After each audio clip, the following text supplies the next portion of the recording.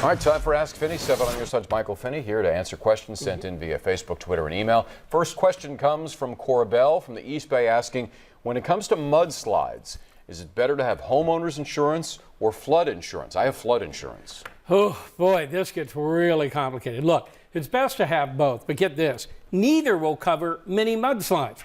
It all depends on what caused the slide and its physical consistency. The general rule is water falling is covered by homeowners insurance, water rising is covered by flood insurance. A mudslide really isn't either, and it's not just water, so often it's not included. Now, in Montecito, it appears they are going to be covered by flood insurance because a mud flow will probably be considered mostly water, not moving earth. Now, there is an insurance called difference in conditions. It may cover many of those conditions if something bad happens to your house, but it's really expensive. It is very rare, and you need to consult the experts.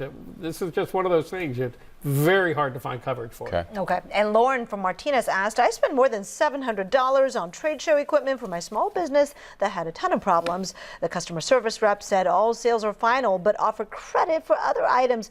Now, she said she would talk to the boss. I have not heard back. Anything I can do to get my money back? Okay, it's kind of tough. Like any retailer, trade shows are legally able to set their own rules on returns and exchanges, but also like retailers, they need to tell you about your rights up front before you buy. Now, if not, you get 7 days to return. Also, if you have a credit card, you can protest saying the items are not living up to what they sold. Oh. Okay. Speaking of credit cards, Tim from San Francisco asks, if my wife and I want to decrease the credit limits of our credit cards or even close them, will our credit scores be impacted? Yep, you betcha. Your credit score will be impacted. Generally speaking, closing a credit card will shrink your available credit.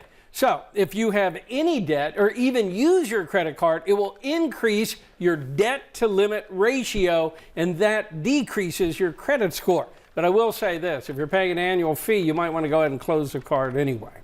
Now, if you have a question for me, you can record a 10 to 15 second long video, share it on social media, use the hashtag AskFinney. You can also reach me through my Facebook page and on abc7news.com.